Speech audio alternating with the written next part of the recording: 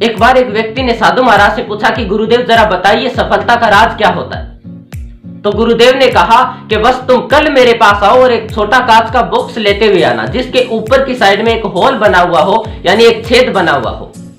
तो उस इंसान ने ऐसा ही किया। दूसरे दिन एक कांच का बॉक्स लेकर के गया जिसके ऊपर की साइड में छेद बना हुआ था। जाकर के गुरुदेव से कहा कि गुरुदेव जैसा आपने कहा था मैं वैसा बॉक्स ले आया, कृपया करके आप मुझे बताइए कि सफलता का राज क्या होता है।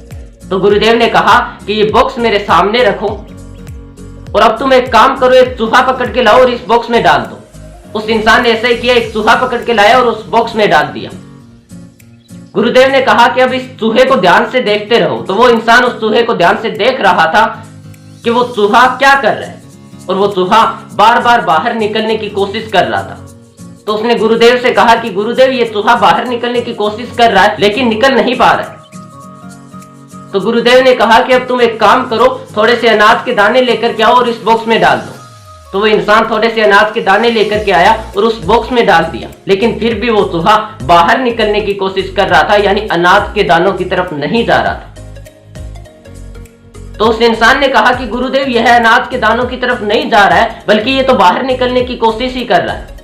तो गुरुदेव ने कहा कि तुम इसको देखते रहो। वो इंसान उस चूहे को देखता रहा और आखिरकार वो चूहा उस बॉक्स से बाहर निकल आया।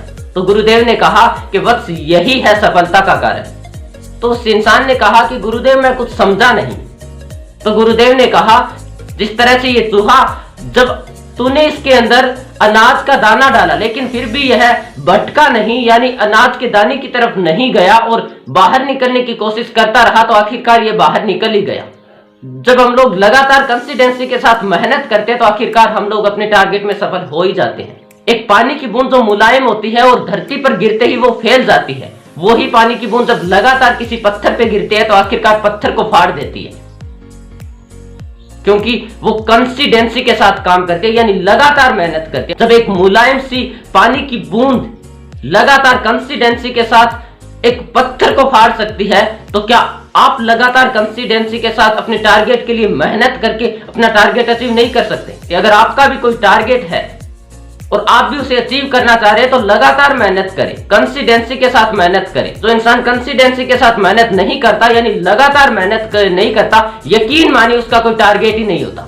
और जिसका कोई टारगेट ही नहीं होता, साला वो अचीव ही क्या करेगा। इसीलिए अगर जीवन में सफल होना है और कोई भी टारगेट अचीव करना है तो सबसे पहले ये निर्धारित कीजिए कि आप उसको पाने के लिए कंसिस्टेंसी के साथ, यानी लगातार मेहनत करेंगे, चाहे आपके जीवन में कोई भी बाधा आए। और यदि आपका भी कोई टारगेट है तो कमेंट करके बताएं। अगर कहानी अच्छी लगी हो तो चैनल को लाइक शेयर सब्सक्राइब कर दें और बेल आइकन को प्रेस कर दें ताकि आने वाला वीडियो सबसे पहले आपको मिल सके।